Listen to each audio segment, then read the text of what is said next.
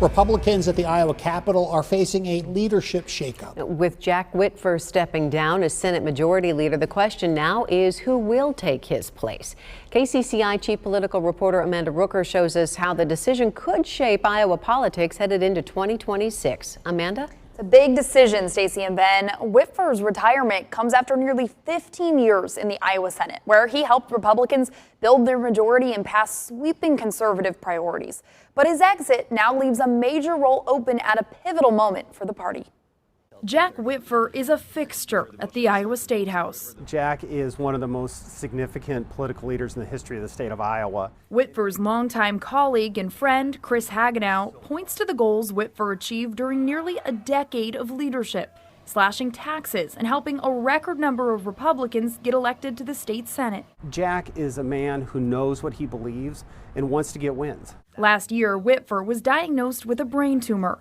He continued leading the Iowa Senate while receiving radiation and drug therapy. I still have a long ways to go before the tumor is behind me, but I will continue to battle it with everything I have.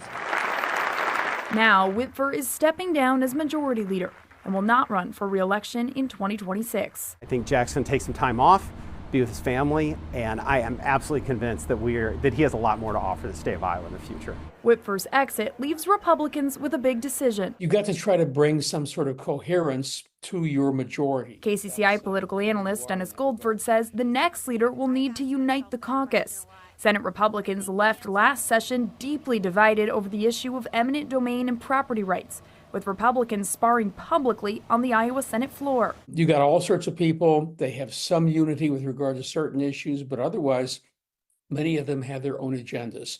So it's sort of, at worst case, it's sort of like herding cats. The challenge comes as Iowa Republicans face a wave of turnover from the governor's office to the U.S. Senate.